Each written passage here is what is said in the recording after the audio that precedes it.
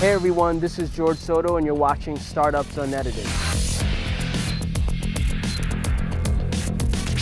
Hey everyone, this is George Soto and you're watching Startups Unedited. Today I'm with DocSend co-founder and CEO Russ Heddleston. Russ, how are you? How's everything? Doing great, George. Thanks for joining us today. Thanks for having me. Yeah, for sure. Tell us a little bit about your background and how'd you actually get into startups? I'm from South Dakota mostly. I came out for college at Stanford and I just caught the bug, studied computer science. And before starting DocSend, I was at Facebook. Before that, I had a startup called Pursuit that Facebook acquired. And this is the second go around at it with DocSend.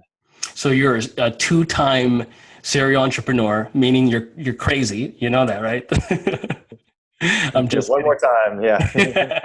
Well, why don't you tell us a little bit about how to successfully bring a MVP or minimum viable product to market? You folks have built just an incredible product. It's beautiful. It has all the characteristics, in my opinion, of the sort of I don't want to say perfect, but just a really high quality SaaS product that has a self-serve component, but that enterprises can use as well. How did you actually successfully bring that to market? And what tips would you give an early stage SaaS founder about bringing a product successfully to market? Yeah, I have so many learnings. So the first thing I would say is have some insight. Because if you're going to start a company, you're going to be at it for years. So you have to really care a lot about it. And so for us, the insight was that people were still sending PDFs, a lot of PDFs. Why is the PDF still around? That got started in 1993. There has to be a better way to do that. So we took a look at the market. We interviewed a bunch of companies and we said, you know what, call us crazy, but someone's got to do something about this. So that was the insight. That's a product insight. We put out a product that people liked, people understood how to use it, and we put it in the market just to see what would happen. So fast forward a little bit, how to turn a product into a whole company. What we got to was figuring out that sales and marketing don't work together on the content that's being sent, and no one knows what's going on. So the real business for DocSend is getting into larger corporations and being the production system for all the documents that they're sending out, proposals, white papers, case studies. But we couldn't have gotten there unless we solved a specific problem and then did it in a way that's really easy for people to get in and use.